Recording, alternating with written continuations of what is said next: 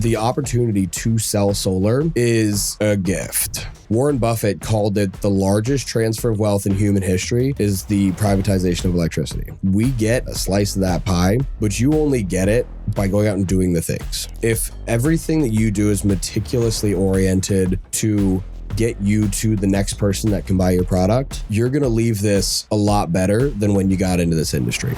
I implore people to go out and talk to people who are seeing success. They will undoubtedly give solar a glowing endorsement as a place to work. Well, ladies and gents, we are back after a few weeks. Just so happens that I haven't changed clothes in that many weeks. This is the only clothes that I own. These are the only clothes that you own. And I'm here today with a very special guest. I want to introduce everyone to the prolific Bobby Braun. His real name is Carl, but he goes by Bobby because we all know that Bobby is short for Carl. So here we are, ladies and gents. This is The Signal. It is episode 6. I'm here with a co-host, very special co-host. First time ever that we've had a guest transition to co-host. We haven't seen a promotion like that since Cory's first job in solar. Very quickly moving up the ranks. So I'm here with Cory Macklin, a co-host today. Cory, how you doing? I'm doing really well. Thanks for having me on the podcast. Thanks for bringing us in. Yeah, man. How does it feel to be on this side on the host chair? It's not as comfortable as the guest chair, but how do you feel over there? Oh, it feels great. Yeah. I got some things prepared for Bobby. Good, dude. We're going to ask hard-hitting questions. Like really, like the purpose of this episode is we really want to break Bobby down and expose him to the world. Okay. And so that's what we're going to do here. But ladies and gentlemen, this is Bobby Braun. I consider Bobby a founder in this organization. You guys both arrived at the same time, and Bobby came in as a leader right out of the gate and was one of the founders of the DMV. Really, originally, it was our Maryland team. And Bobby comes from a great background in the solar space. We actually got to work together at SolarCity for many years. You had a great career there, and I was just really happy to reconnect with you. But ladies and gents, I'm introducing Bobby Braun. And before we do that, though, we always got to give a quick sponsor read. The reason we can do this podcast and we can afford to do it is because our sponsors pay us so much money to do this. And I'm actually going to ask Cory Macklin here to do our sponsor read today. Cory. Yeah, absolutely. So we want to thank everyone for joining in. Episode 6 of The Signal is actually brought to you by the Home Depot. Whether it's building teams or building your wife's getaway dream, there is no better place to go than a Home Depot. And Bobby in particular loves the Home Depot so much. In fact, he tried to put them out of business with a scathing review. Bobby, can we just, before we get into anything, if you listen to the last episode, Cory referenced that you'd been to the Home Depot thousands of times. You love it there. Some days you'll just go in there, hang out, help people find what they need because you know the store. I do. You know the store. I know most of them. But you did have a bad experience one time at the Home Depot. Can you share that with everyone? This is a really interesting sponsor read. Yeah, I've been going to the Home Depot for just about everything. Last week was trying to prepare for a baby shower, had about 100 people coming to my house, was also trying to get the patio refinished. So I bought about 1,000 pounds of crushed marble to redo the patio with and paid for it. Yeah. Showed up to the store an hour later and they had given it to somebody else. Shout out. Well, I'm sure you got your money back right away. You would think that, right? Yeah. No, I still don't have my money back. Got it. So they're just processing. It's in the mail. It's growing. It's probably in the mail. Yeah. Okay. I'm trying to charge them interest on it. Maybe I'll just take this check for the Home Depot the sponsor read. It's a lot. Yeah. But they might pull the sponsorship after this. Anyway, ladies and gents, Bobby's just an incredible human being. He's somebody that gives of himself. People around him thrive. He demands a lot out of himself and in turn demands a lot out of others. And like we've seen the DMV's, there's been a handful of months this year where the DMV is the number one region in the company.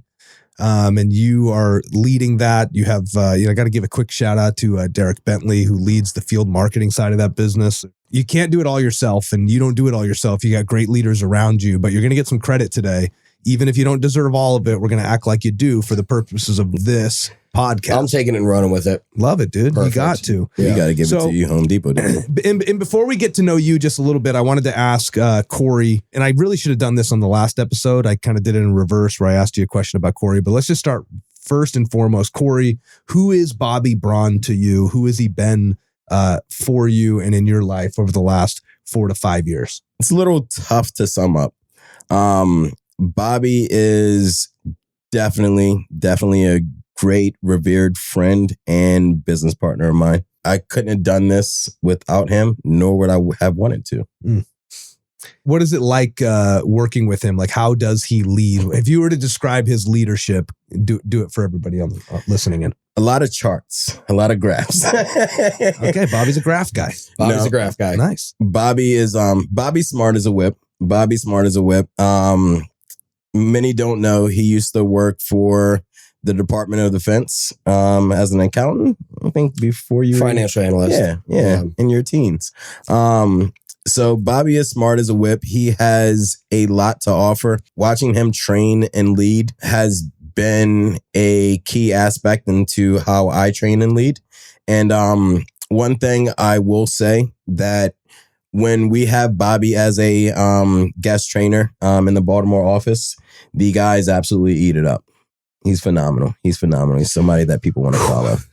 Nice, man. Well, we're going to get into some of that. I think a lot of what we're going to focus on today is just about like this podcast, this episode in particular. We really want to dive into sales and how to make sales and sales leadership and how to expand your leadership as a sales leader.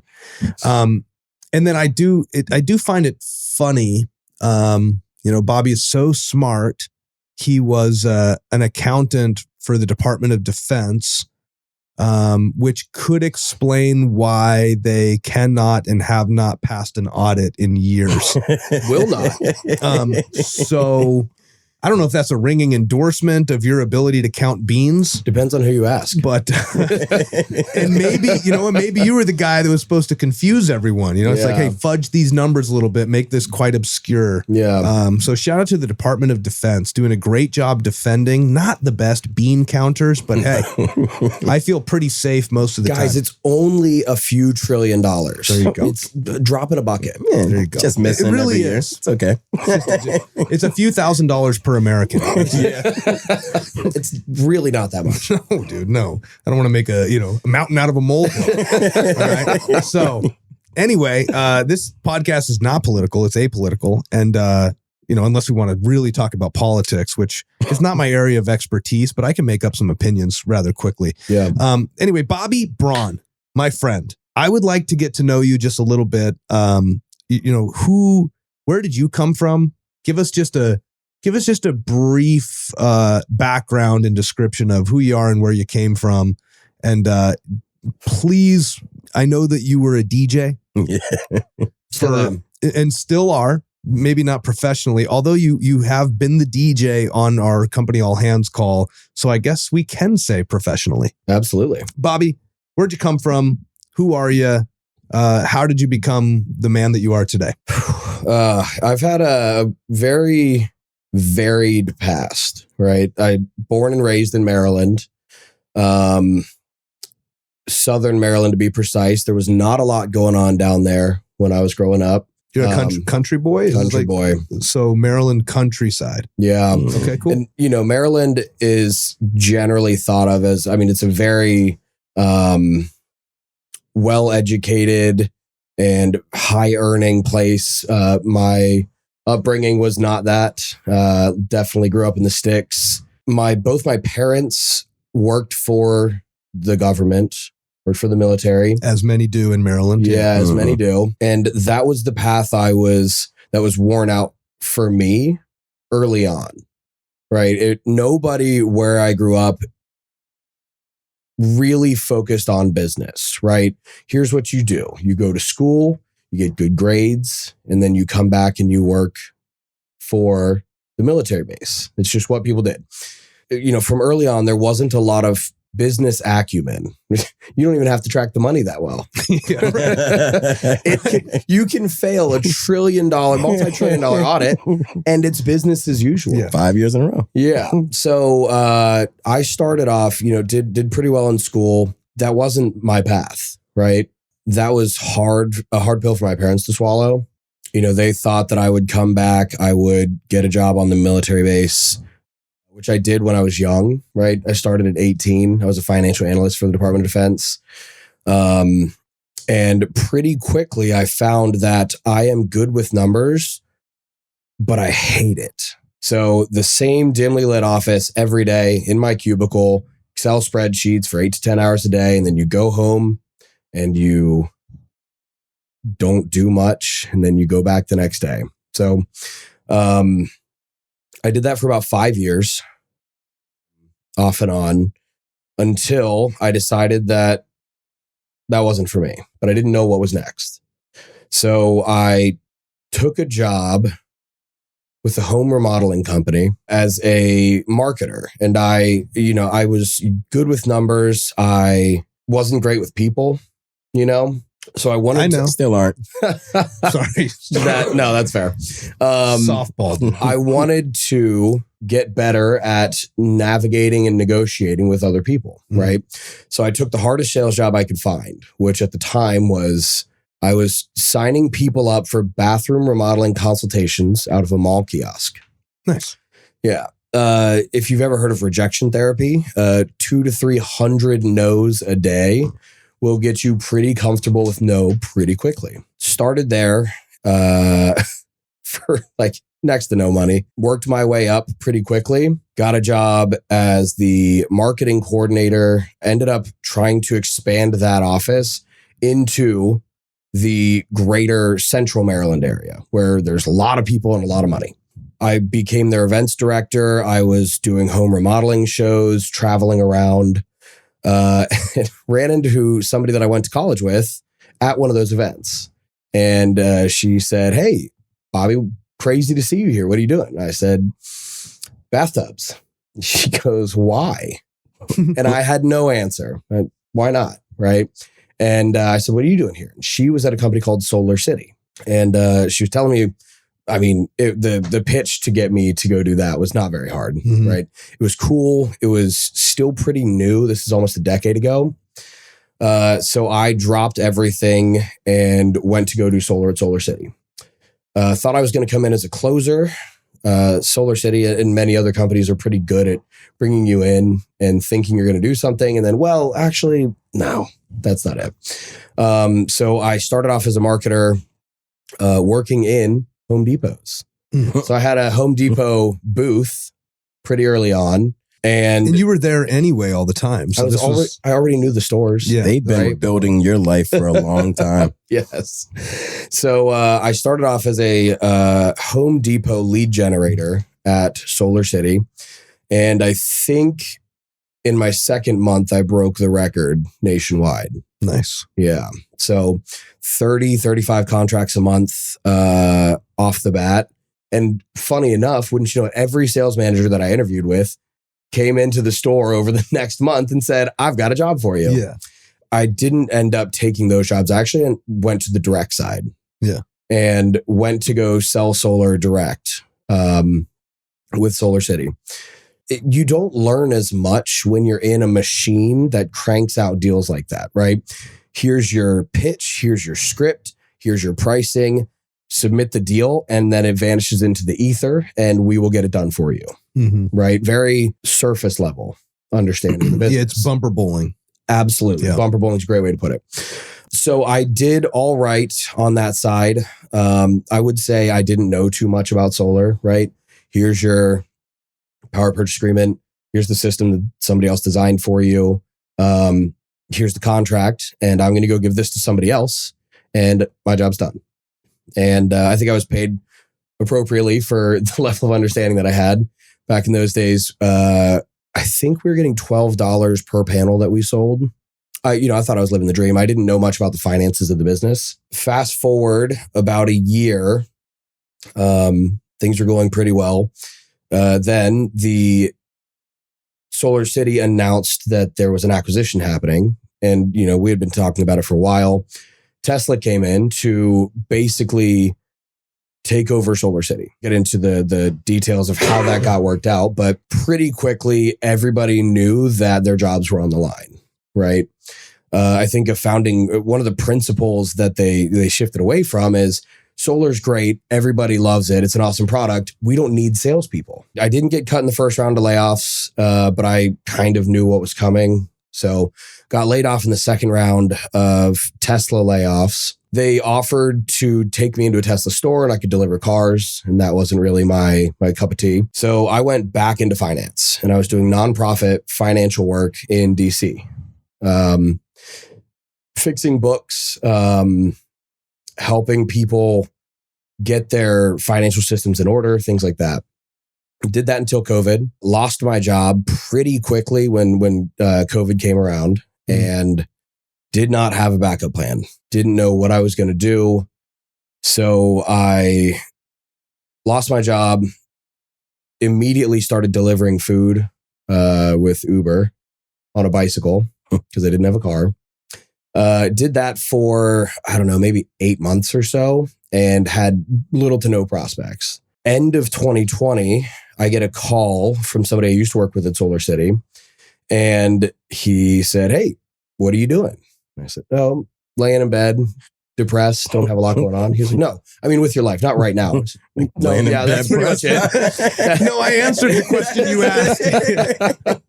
That's what I have going on. I have nothing. I have no irons in the fire. I have been delivering food on my bicycle. I lost my house. I was in a pretty bad Did you place. own a house? No, I did not. You were renting? I was renting and I couldn't afford the rent there and I got kicked out. I was bouncing couch to couch, house to house. I think it's pretty easy to overstay your welcome in those scenarios. So didn't have a lot going on and didn't know what to do from there.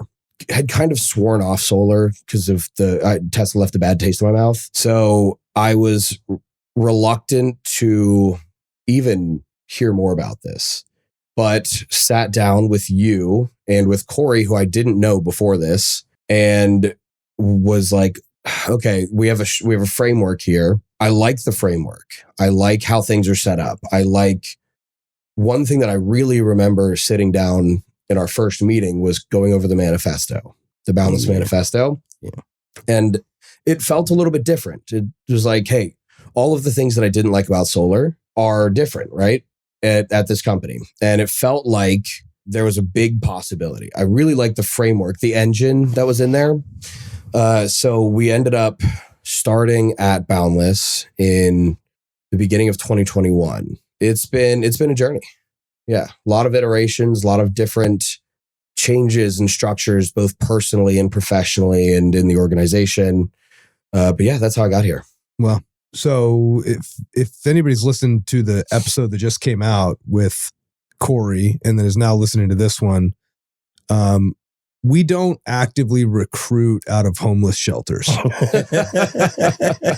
I actually did not know this. I had heard before and like we connected, Cory, you and I connected before we shot this last episode, but I said, I heard that you were homeless at one point. Is that true? And you said yes. And you shared that story. And then Bobby, right before we popped on, you're like, I don't know if I was actually homeless too when we started this. And I made the joke with these guys. I said, well, if I would have known that, we would have not gone to Fogo de Chao for lunch. That's McDonald's would have been, incredible. I know a couple good soup kitchens. You could have saved on that expense. But you know what? It was well worth it. This industry is incredible because it provides an opportunity. If you can work hard and if you can just get better at what you do a little bit every day, you can find yourself all of a sudden living a life that maybe you didn't even know was possible. And you two are both like living examples of that. What's funny is Bobby, we brought you in as a manager. We brought you in as like one of the original managers of the team. Yep. And the guy that was that had introduced us, he had called me up and he said, "Hey, I have a whole team that I've put together." And I said, "Okay, great. Like, let's go to Fogo de Chao He said, there's a couple of managers. There's like a region basically here, a couple teams. He'd left out a lot of details, like you were delivering food on a bicycle. Cory, he left out all those details. I thought this group of experienced people, and I must say that you actually sold it. Everybody sold it. I came in, I met with everybody. I was impressed with the character of everybody in the room, which I think is actually more important than the accolades, or somebody's potential has way more to do with their character than how successful they are currently. Yeah. And so you guys both check that box, and so that's why we resonate, and that's why we really wanted to open up down in Maryland. So that's incredible. So you come in. So this is great for anybody that's listening here that is, starting teams or starting to build a team or opening a new market or whatever. It's one of the hardest things to do. I personally have gone through that, failed at it miserably for weeks and months to only find some little bit of success and then that starts to grow and build, but there's so much that's learned there. But Bobby, I think what's really stood out to me is that there's just so many people around you that are doing really, really well. And that's what it is today. But I also remember when it wasn't that way. I remember when the team was about what you would expect the team to be when it started out with. It was. And so let's just talk about that for a minute. Because, you came in, you bet on yourself. You came in to do something that maybe you didn't feel qualified for, or maybe on paper you weren't. I think you were. I think the evidence would suggest that you were, but many people, if they were doing a lot of research on who you were and what you had going on at the time, would have said, well, maybe that's not our guy. Right. But we didn't do that research. We just went by feel. Talk about that. You came in, you guys weren't doing great to start. Okay. Right. Let's just call it what it is. It was fine. It was serviceable, but it wasn't going great. What was hard about the beginnings of like getting a team up and going, and what were some of the struggles that you went through as a team, and even you personally? We demand a lot of our leaders. We demand that our leaders are selling deals themselves, actually doing the job that they're requiring everybody else to do, and supporting everybody around them. It's a lot to do, and I think you struggled in both of those areas right out of the gate. Overcame both of those things in heroic fashion, really. But let's go back to. Let's go prior to success. Let's talk about the struggle, like the mud. What's going on there? Tell us what that was like and some of the things that you discovered. Looking back, it's really easy to like see a snapshot of where somebody is and judge them on that, right? If you would look at our team right now, we're doing very well, right? But just as if you took a snapshot of my life when you and I first sat down to do this, it wasn't representative of what was going on, right? So early on, we had a lot to learn, right? As I said, when the machine is built out for you and it's plug and play, you don't learn the nuance, And we learn the nuance very quickly. You can't not, you have to, right? So early on, we were artificially inflated with a ton of leads that we didn't have to work for.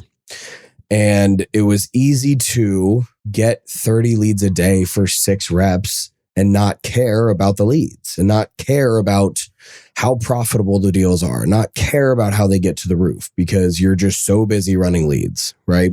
That you didn't have to work for, So early on, tons of leads, easy to train people, tough to train on the nuances of what we didn't really know, right? And then the leads went away, right? There were some internal changes happening at Freedom Forever, and they went from spending millions and millions and millions of dollars a month on marketing to literally nothing. We went from 30 leads a day to 3 to 5 a week, right? And those were rehashed.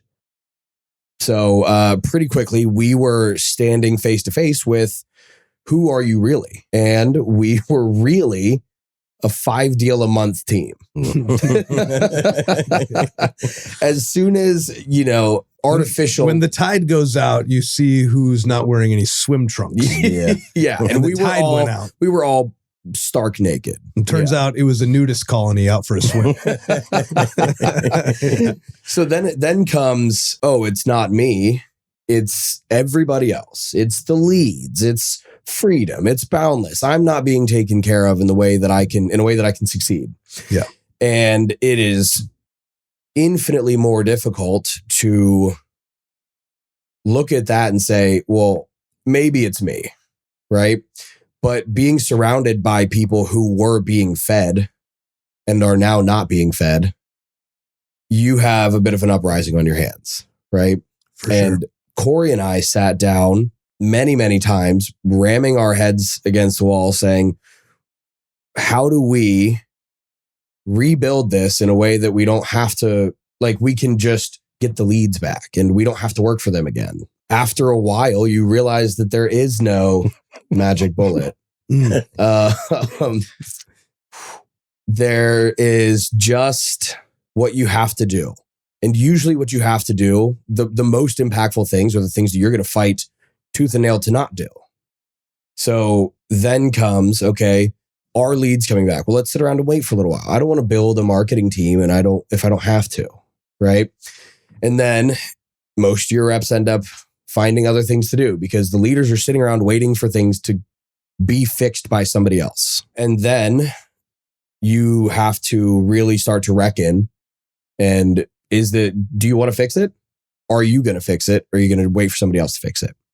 And I think at that moment, we learned the more you can control, the less variability there is. The more resilient you are. Mm-hmm. Yeah. So if I'm relying on Boundless to find somebody to get leads for me, or I'm reliant on my organization to pump millions of dollars into marketing, I can't control any of that. What's the alternative? Well, the alternative is if you can teach people how to generate their own business, you never have to worry about what the market's doing. So we shifted to go that route. And I think Cory was also probably pretty reticent to put on the canvasser hat again after having been fed all those leads and then saying, actually, we all have to take a step back and we all have to go do this thing that we've been pushing back on, right? Once the tide went out and we all realized we should probably put some clothes on, we shifted towards controllables.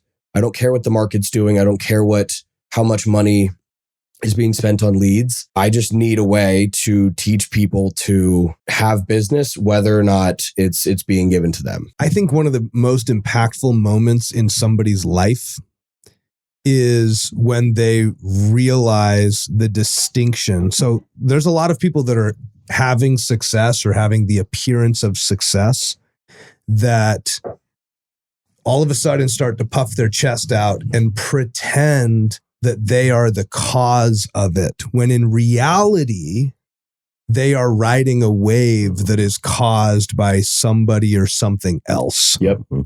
And what a gift if early on the wave stops and you have to start swimming. Mm-hmm. Because then all of a sudden you recognize that distinction. And so what are some of the things that you had to start doing? Like when you realized, because that's exactly what happened. You realized that you were not actually the cause of what was going on, and that if you wanted to survive, you must cause it. Yep. So what were some of the things that you started to cause? How did you cause those things? Give me one to start. The single biggest thing that we have ever done is become the source of the leads. Yeah. Right. As a sales organization, if you don't have leads, you're not doing anything. Right. So I think the single biggest shift in our market was the move towards generating business. Right. I've said this before. I think closers are a dime a dozen. How hard is it for me to sit down in your house and say, would you like to spend less money on something you have to buy? It's not that tough. Easy. It's pretty easy. Solar's not that hard to sell. What's actually difficult is generating interest in something that somebody wasn't thinking about, or maybe it wasn't a top priority for them. Yeah. So making that shift to, I don't care where the leads are. I know that I can go get them. And I want to be able to teach people how to go get them. Mhm. Right.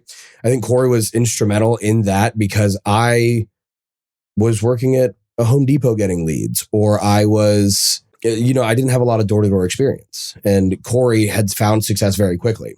So together we were able to kind of develop a program that taught people how to generate business no matter what you knew, right? Cory came in to an organization and saw success very quickly because he's a likable guy. You don't need to know a lot about solar. If you're a likable guy, you can just go generate business. I'd say I'm dramatically less likable. So you dramatically. Most would agree. Most would agree. The difference is how repeatable are your processes, right?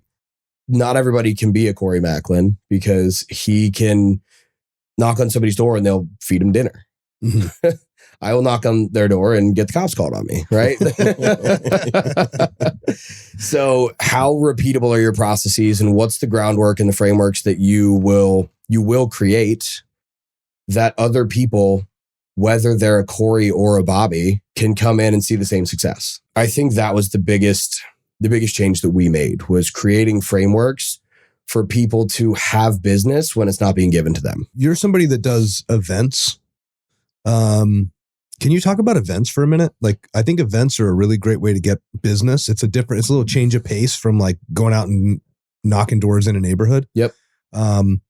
So how do you find them? And then how do you set up a good one? That's a really interesting question, because I would say we've gotten away from events a little bit, but it was such a huge part of our business early on. Yeah. And I think, now in retrospect, our pendulum has swung too far the other way.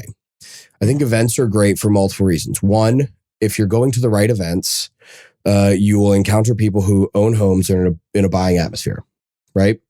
Those are the logical ones to do, right? Everybody who goes to a home renovation expo probably owns a home and probably wants to do things to it. So we early on would do a lot of those. We would go to event directories and find companies that threw home renovation expos. That was our bread and butter for a while. And even before I got into Boundless, I would go to a home expo and generate 60 to 80 leads a day. Talk about ROI, right? Yeah. Good use of your time. So I started creating these relationships with companies that threw events, and mostly home expos early on. Then I think they found, solar companies are really going to like this. So then they start selling to solar companies, and pretty quickly, I'd say I had a good 1 year run of being like maybe one of two solar companies there. Now you go to Home Renovation Expo and there are 11 solar companies, right?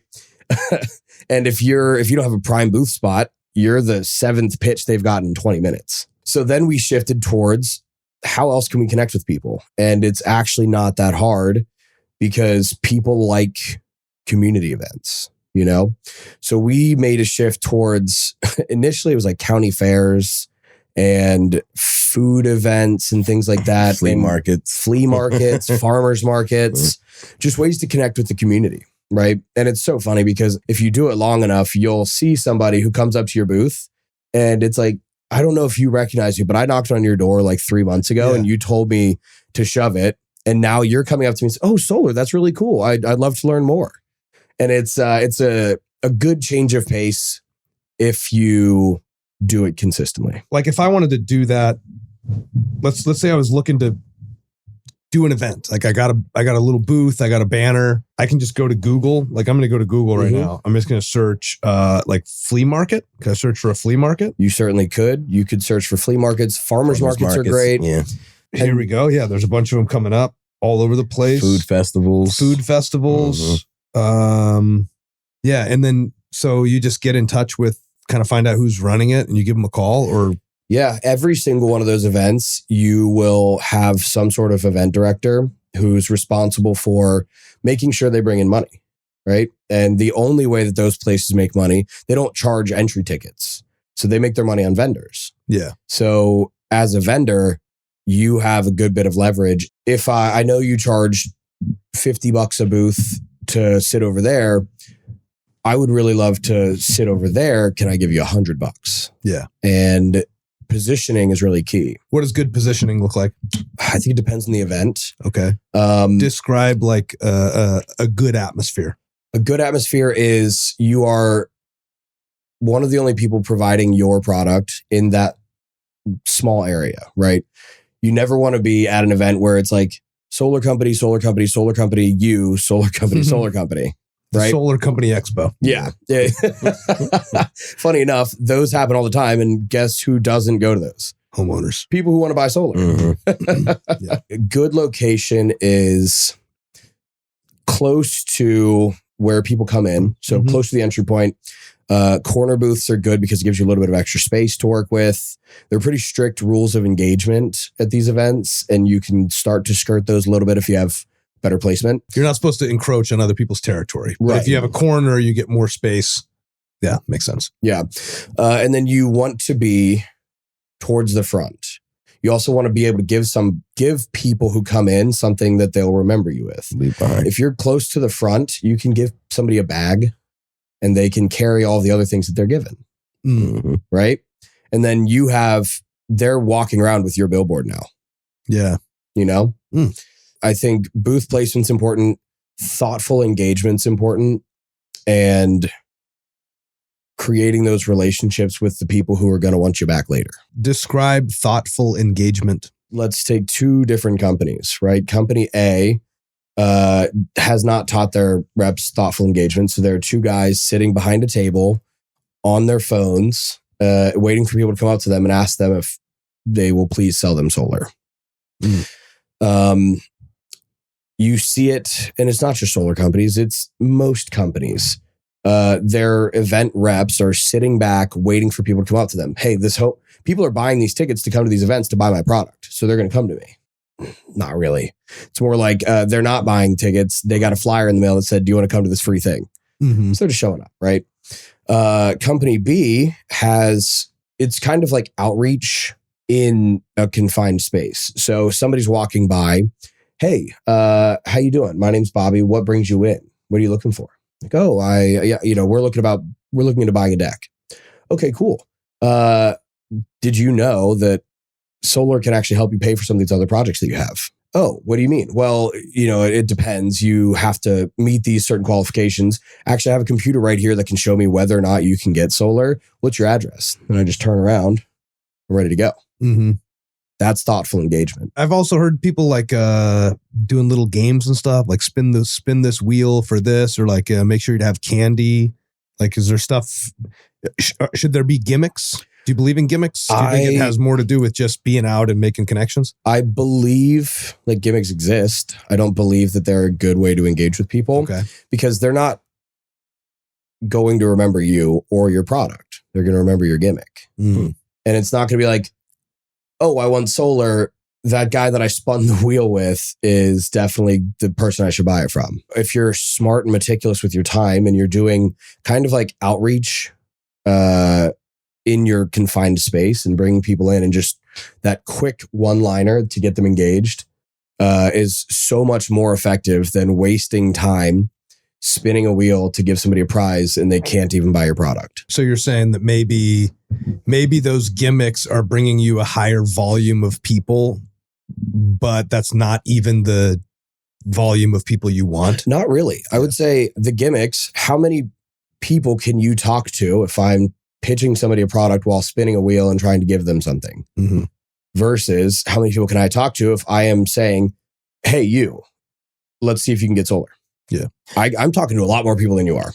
So when you're at an event, do you feel as though setup of the booth is important, or do you feel as though something just like a plain tablecloth and just interaction is good enough? Yeah, I am of the mindset that less is more. Right? You don't want to look like a rundown, dingy booth. But you don't need a 30 by 30 space with a solar panel and a battery and your spin the wheel and your gimmicks. You don't need any of that. You need to look professional. You need to understand how to get people engaged with your product, and you need to pull them in. Here's my takeaway here is that this is actually really easy to do, and It's just so easy. going and doing it and not worrying too much about all of these other things. Like I've had the thought as we're talking, what should my booth look like? Do I need a huge tent? It's like you're saying, no, you just need to go do it, go be there, and you're going to get business. I'll tell you what my booth looks like. Okay. My booth is no chairs, right? Because you don't want to sit. I don't want people sitting. I have a banner, I have a table, I have a tablecloth, and I have a laptop. And my table is off to the side of the booth. It's not in front.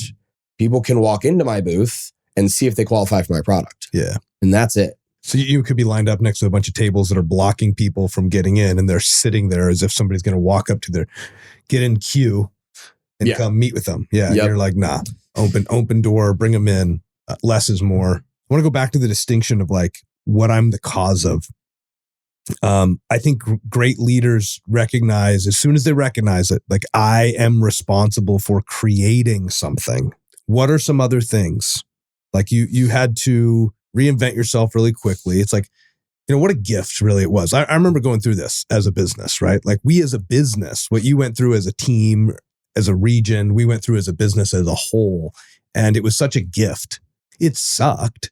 Like it sucked to, it really did suck to, feel like we were just going to the moon, leads flowing like you couldn't believe. Everybody's closing deals. It was easy to close deals. It wasn't hard for somebody to come in and find success quickly, but it wasn't real. They didn't actually become a person that could create business by working here. Right. Today, anyone in our organization that's having any success at all has discovered the ability to create business. They themselves create value. They are not a byproduct of some wave that's being cast for them. There's an environment that brings that out of you. I think that's one of the strengths of this organization is just the environment that people find themselves in. You will become and assimilate to the people in your environment, generally speaking. And so when you're surrounded by people that are creating business out of thin air and they have these different ideas and different means and ways to do it, you start doing it too. And all of a sudden, how do you feel today, Bobby, knowing, the volume that your region is doing today that is actually created value versus what it was before? Like, how does it feel to sit on top of created value? It feels so much more gratifying in that you can't take this away from me, right? I'm not relying on artificial ad spend, or I'm not relying on gimmicks. I'm not relying on anybody. I'm relying on the people in the organization who are generating their own business, right? And I think we've developed an incredible culture of doing that on our team. And when the markets shift or people start to freak out about, political environment or applicability of solar, or maybe the people think that the industry's, it's too saturated, right? But you are not subject to that when you've created and own all of the means of getting yourself there. Yeah. At your summit, to kick off the year, I went down to Maryland. I think we were in DC actually. I went down to DC and I got to watch you speak there, and you referenced the number of solar companies in the state of Maryland. Mm-hmm. And for 5 years in a row now, your region has grown and has continued to grow in headcount, in total installation volume, in total income generated for the people in that area and a part of your team. Simultaneously, you referenced this stat. Would you share that? If you remember the exact stat, great. If not, give me the semblance of it. Sure. No, I've done this training multiple times. So when Cory and I founded the Maryland team, and Maryland's not a big state, right? There were 140 licensed solar companies in the state. That's like one solar company for every 1,000 people in the state. Like, it was insane. Since then, I think the companies that were mom and pop shops that are like, we're roofing, but we're going to try to do solar. And then you do both of them poorly. Or the companies that were spending so much money to get around doing the hard thing, which is bringing your own business in, have since mostly died off to the tune of, I think there are 7 solar companies left in Maryland. So to go from 140 to 7 in 4 years would be easy to say, solar's dying here. We shouldn't be doing it, right? But in fact, it's the opposite. Solar is thriving, and our numbers represent that because we're not reliant on anything except good training, good teammates, and good leadership. Mm-hmm. It's resistant to market conditions. And you know what's crazy about it too is Cory was referencing in the last episode the price of electricity in Maryland. What it is that we sell in this product is essentially an alternative to utility prices. And the more expensive utility prices get, the better solar's value is. Yes. And so during this time, we're 140 contractors in the state of Maryland down to 7, maybe give or take a couple there. Maybe that number's changed since you last looked up the census data. Yeah. But that would indicate that the industry is shrinking. Meanwhile, our organization is growing and growing strongly there. And the value proposition is getting better and better and better by the year. Right. And so I think it's, I look at it, it's an exciting opportunity right now because that is happening. And, that is happening a lot of places. The reality is in the solar space, there was a time and there was a run in the solar space where things were less competitive from a marketing standpoint. Like it was just cheap to buy leads. People kind of fell for these gimmicks early on. And there was like this big explosion.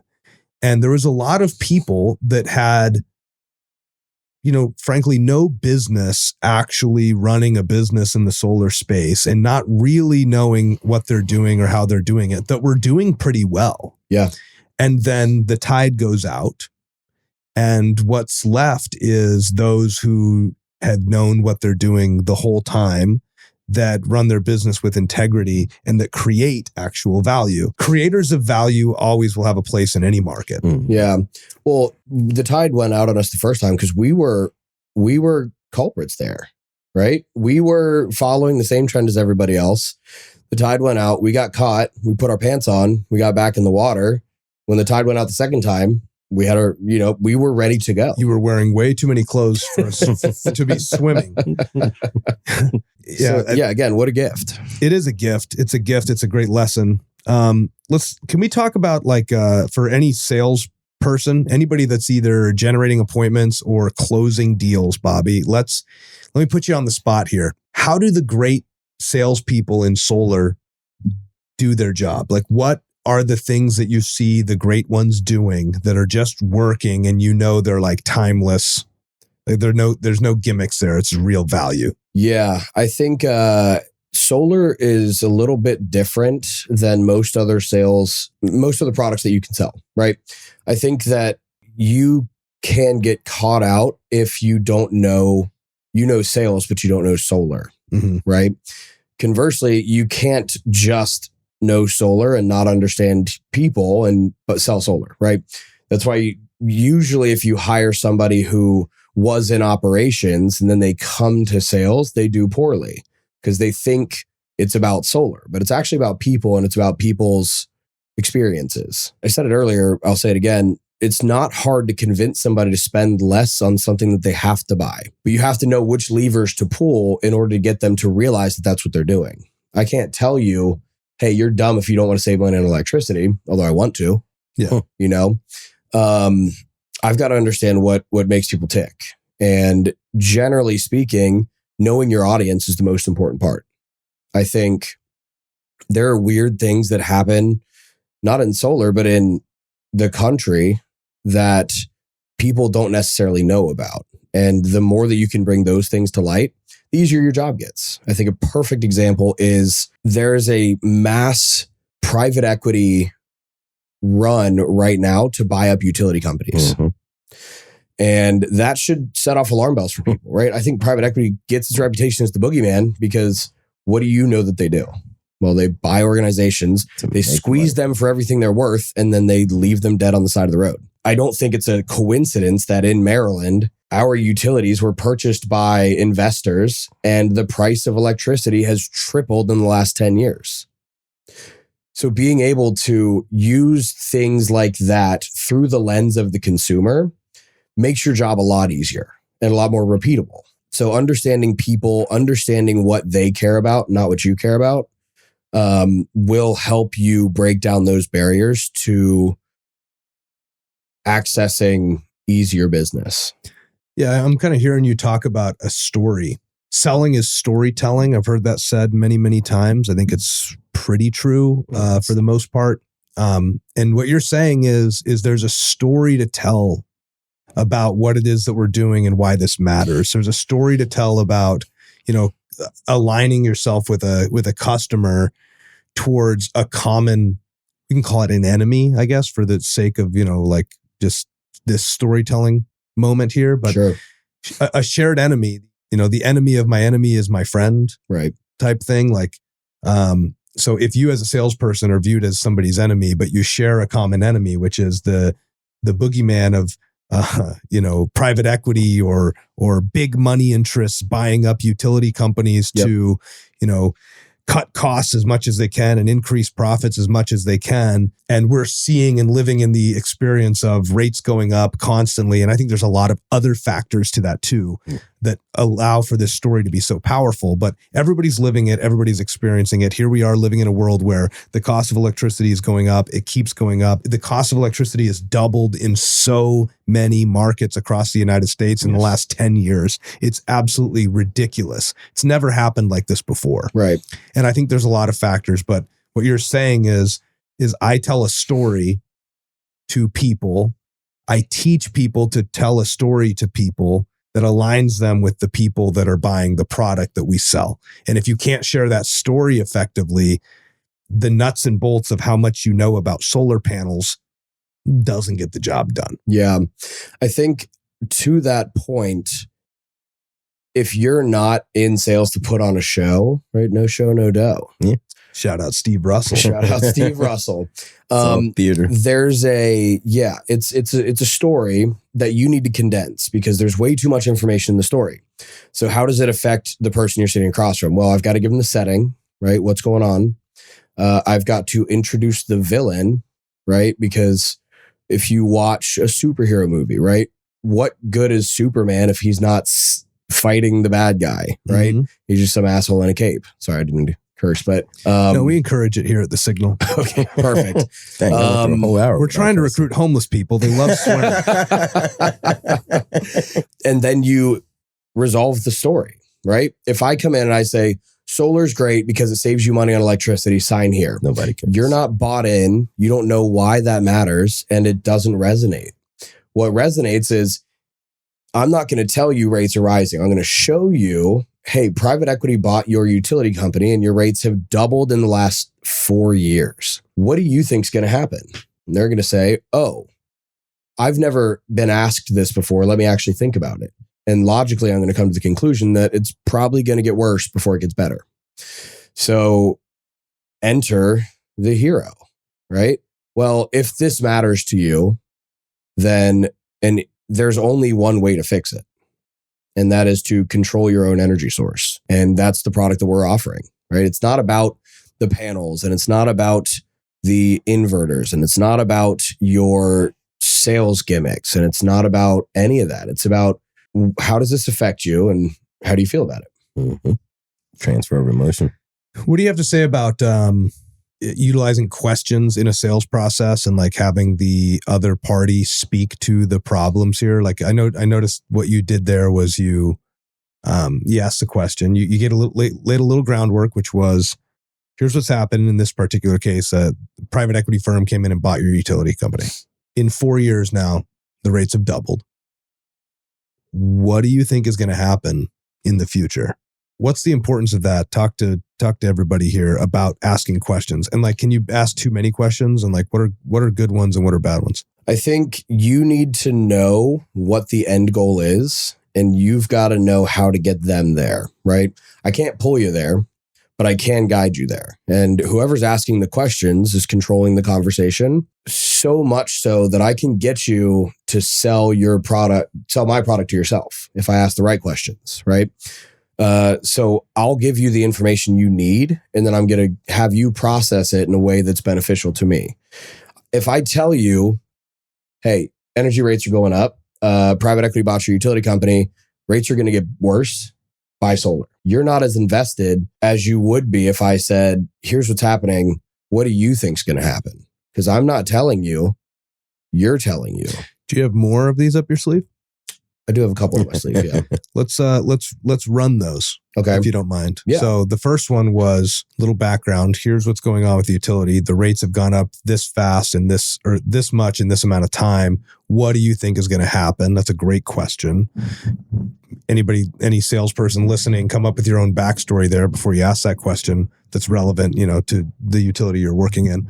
Some others would be what? I like kind of getting people caught out a little bit. It's like, do you know what's going on with your utility rates? If somebody's going to say no, why not? Why don't you know? You pay for this thing every month. Why don't you know? Can we role play that for a second? Sure. Let's do it. Yeah. I've got your utility bill here, Mhm. right? I've sat down, and I always carry an old bill with me too. So I have, when I first started at Boundless, here's what my customers were paying for energy, right? We sit down and we do the math. It's about 11 cents. Now I showed you how to do the math. Let's do the math on yours. Right? Okay, Riley, you used 1,000 kilowatt hours last month and you spent $250. Your rate is 25 cents, right? Well, it was 11. Now it's 25. Why didn't you know that this was happening? I don't think they told us. They did, right? If you ever read this part of the bill, it shows you what your rates are going to do. In fact, if we look at this section right here, it's going to say your winter rates are about to go into effect next month, and your bills are going up another 20%. So they do tell us. I just don't read it. They do tell you. You just didn't read it. But they tell you in a way that is purposefully obfuscating the information. They don't want you to be upset. Right? Nobody wants you to be upset, but they do want to make money on you. So why aren't they beating the drum and saying rates are going up? Yeah. They don't want me to know. They don't want you to know. They legally have to tell you. So they tell you in as few words as possible, and they hide it on the fourth page of your bill. Did you even know you had a fourth page to the bill? Right? I don't even look at it anyway. It's on autopay. Yeah. Why do you think autopay gets you a discount? Well, a little bit of it's processing, but it's mostly that they don't want to have to tell you what's going on. Keeps you dumb. Keeps you dumb. It's a dumb tax. Yeah. Given that information, what's your plan? I don't have one currently. Okay. How does that feel? Well, fine until you asked me. Yeah. Good. Are there others? Is there like another scenario where you feel like good leading questions are valuable? I'm sure there are, and I'm putting you on the spot. Yeah. So the answer might be off the top of my head. Let me come back to it. Yeah. But you might have it right now. Well, I think there are two different types of question asking scenarios. The first is in your discovery process. Early on, all I'm doing is getting you to tell me the things that you know and don't know about solar and where we are, right? So I can temp check you. Those aren't leading questions. You're not like making a sale via questions. Those are actually to discover information for the purposes of the conversation later. That's correct. Yeah. Moving forward, once I'm out of my discovery process and it's showtime, I'm using questions to get you to walk down the path that's going to lead you to saving money at the end of the day, right? It shouldn't be this hard. Yeah. but it is. It is crazy that there's so much skill and, fine tuning required for somebody to actually get out of their own way and make a great decision, because solar is incredible. I mean, I know I've had it on my house for 8 years now, and every one of my neighbors has it because they asked me about it. And I can't help myself. Right. I told them, I said, if you don't want it, don't ask me about it. And I won't bring it up to you either. You know, but I can't help myself. But if you ask, you're probably going to get panels up on your roof, because in the reason being, it makes sense. It just makes a lot of sense. What's the hardest thing about selling? every rep I've ever met hits the dummy curve, where early on, you don't know a lot about solar, but you love it and you keep things simple. Sun good, coal bad. Do you want to save some money? Sweet, let's go. And then you start consuming information without a way to process it.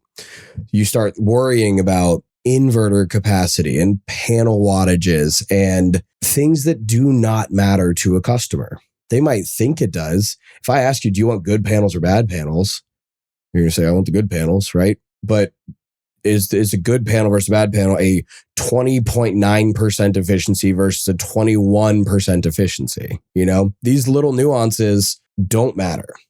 And we think it does. And we provide that information to people in a way that doesn't allow them to process it. And it just muddies the waters too much. Yeah. And I think it's important to call out too that it doesn't matter from a sales standpoint. It doesn't matter from a consumer standpoint. No. What solar panels do is they generate a certain amount of electricity at a certain price. Right. That's what it does. Yeah. How efficient is the panel? That's the wrong question. How much power does it create and at what price?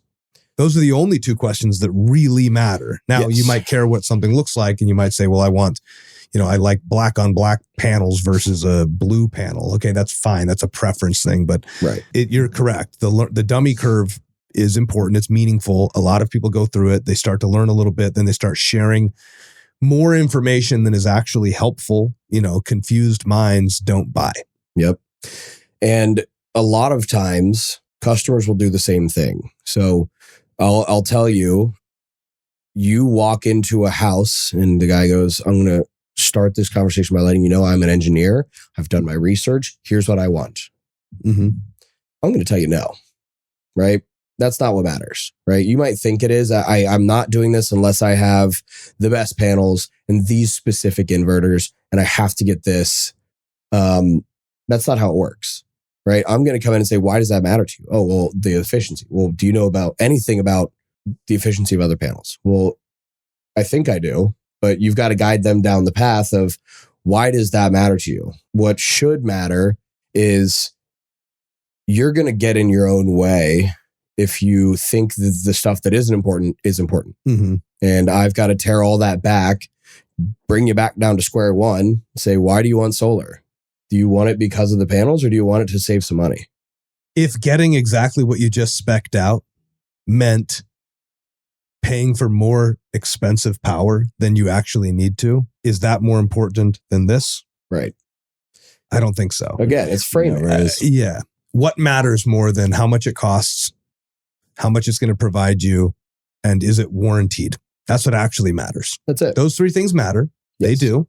And nothing else does. And, it's hard. The art of this whole thing is you can't just say to the guy, like engineers know a lot. They don't like being wrong. That's why they became engineers, because they realized, they like being right. And then they enjoy it so much. They take on hard problems where being right matters a lot. Right. And so it becomes a part of your identity. And so They also like learning. So when you can flip the script and make it like as a teaching moment, it makes them more susceptible to the information that you're trying to put out.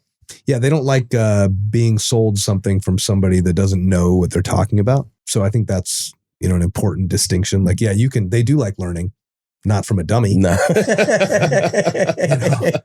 It's like, well, let me teach you a thing or two. I don't know that much, but I know that's wrong.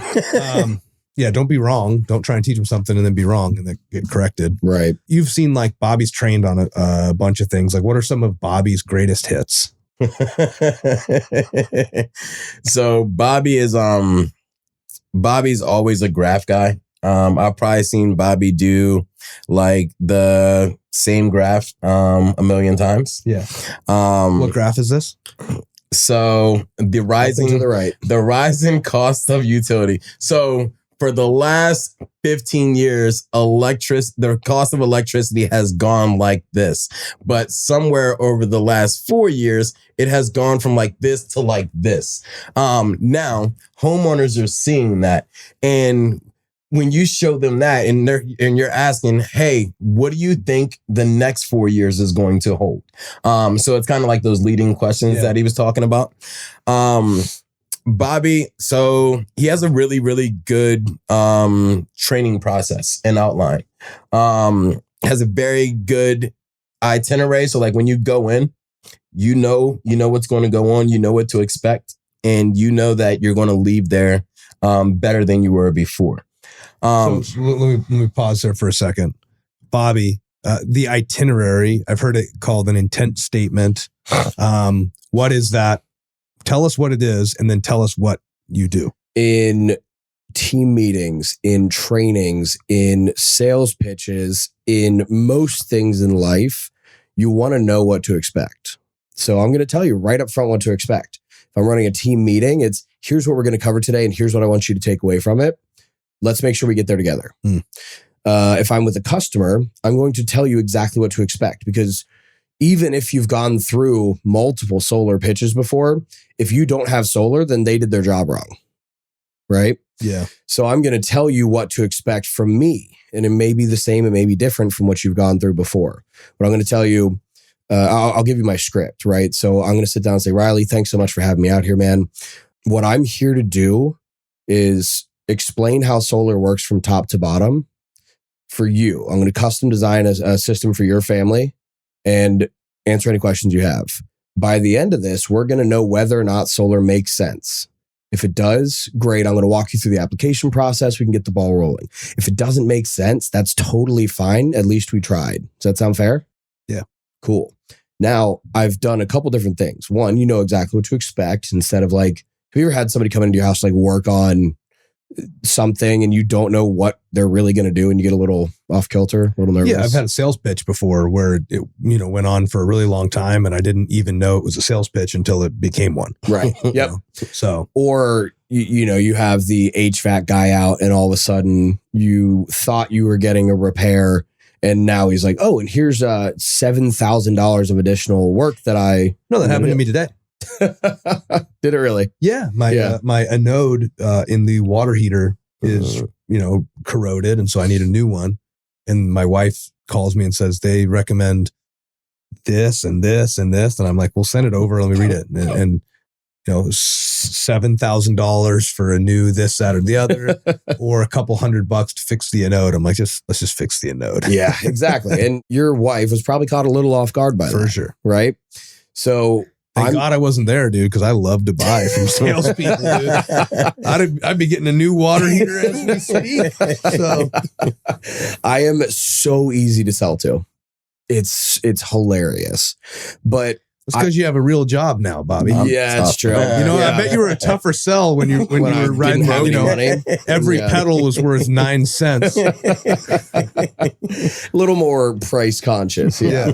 But I want you to know what to expect out of this. I want you to know what the shared goal is. I want you to know it's okay to say no. Mm-hmm. Right. I also set a very low bar for myself. What was my reason for you buying solar? Because it makes sense. All it has to do is make sense, and we're going to get you signed up. If it doesn't make sense, you can tell me no. That's okay. Yeah. Right. Yeah. So my threshold there is very low. I'm not saying solar is going to change your life. I'm not going to say it's going to change your finances. I'm not going to say it's going to save the planet. Like, yes, all of those things might be true, but all I have to do is make sense. Mm-hmm. Yeah. It gives them an out. It's comfortable. It lets them know that you're there to take the next steps. Yep. I think it's solid. Let's talk about common objections. Okay. So these probably don't work 100% of the time because nothing does. But 60% of the time, I'm sure these work every time. How do you handle? Let's take a couple here. We need to think about it. Of course. Yeah. We have to go back to the initial agreement, right? Does solar make sense? Right. We've gone through the pitch, right? I'm not getting, we have to think about it until I'm saying we're signing your contract, mm-hmm. right? They're not stopping you halfway through. Yeah. So I've gotten to the end of my pitch and they're going to say, oh, we got to think about it. Okay. That's totally fine. We should absolutely think about it. What are the things that you like so far about this? I mean, I obviously like saving money. I like that it's clean energy. I like those things, but. Okay. What are the things that you like about staying with Eversource or Pepco? Nothing really, except just probably lack of commitment required. Right. It's easy. It's comfortable. Yeah. It's expensive, but at least you know that it's expensive. Yeah. Right. You're not going out into the unknown. So if I've got my information correct, you like the price fixing, you like the savings, you like that it's clean energy, and you don't like anything about your current situation. Except that I'm not fully committed to it, Right. You can change it. Yeah. Yeah. Well, what else? What am I missing? Because it seems like I think that's pretty much it. It seems like it makes sense. So we don't really know whether or not this is going to even how it's going to look in the end, or whether or not you can qualify. The problem that we're facing in this industry, what makes my job so hard, is that there comes a point in selling solar where I cannot give you solar anymore. And if I do my job very well, we reach that point pretty quickly. Because as I alluded to earlier in our sales pitch, there's only a certain amount of room on each transformer. Right. You talked to Cory, who came and knocked on your door and said you wanted to learn more about this. Cory's really good at his job. I'm going to go meet with most of your neighbors over the next 2 or 3 days. What I don't want to happen, Riley, is that you think about it, even though you're telling me everything makes sense now. You come back and I have to tell you no. So I would say fortune favors the bold a little bit here. You don't want to lose your spot, do you? Well, not necessarily, no. Okay. Let's just get the ball rolling. If it's not for you, you can just tell me that right now and you won't hear from me again. But if you like everything so far, I would hate for you to lose this. Okay. I like it. Here's one thing that you did, right? Just telling somebody, like, let's just do this. There's actually, I've discovered personally that sometimes you don't actually even need to do a lot of convincing. Right. You can recommend that we do it. Yeah. I think that you did that there. It's like, you know what? We went through all of this. It seems like it makes sense. Like, let's get the ball rolling. Yeah. Let's just do it. Yeah. I actually picked up a lot of that. They might say no. Yeah. But did you tell me no now? Yep. But they might say yes too. Like, Yeah. I think there's something beautiful to, here's what I've learned. You don't close the deals that you don't try to close. Yeah. So you better take a crack at it, How much money did I make on I got to think about it? Probably not much. Yeah, it's zero, right? Because I got to think about it. It's actually a no, because we're not doing the thing that we set out to do. So I treat that as a no, and I say either tell me yes or no. Yeah. We're not sitting at maybe, because maybe is no, Mm-hmm. right? Let's do it, or tell me no now so I can move on with my day. How often do you run into it? How often do you get it? And then how often do you walk away? Because I'm sure that you have to still walk away from some of those. Not as much as you would think. Really? Right? People like our product. They like us generally. They just don't like doing things. Yeah. So I am going to pressure you a little bit, or like, what's even the point, right? Mm-hmm. You could have probably learned most of what I told you with a Google search. All you need is somebody to say, I'm going to be here for you. I'm going to do this with you. Let's go do it together. Yeah, it's giving them the confidence to say yes. Bobby, before we close out, I just want to give you an open mic segment here. Anything of value that comes to your mind that you think anybody inside of our organization or outside of it, most of our listeners are inside today, but one day this thing is going to probably explode, and the Home Depot is going to be thrilled about the free advertising they got on this call today. Yeah, I may go take that review down. Yeah, well, don't do it yet. Wait. Wait until they give you I'd your wait until you get your money Give back. me the check. I'd at least wait till you get the money back. But open mic here, Bobby. What is something of value that has been stewing in your brain? You knew you were going to be on this podcast at least a couple weeks ago. So as you were maybe driving around thinking, ooh, I think that would be something great to talk about. Yeah. What would that thing be? Right here, right now, this is not the opportunity to sell solar is a gift, right? It's not a once in a generation thing that comes around. It's Warren Buffett called it the largest transfer of wealth in human history is the privatization of electricity.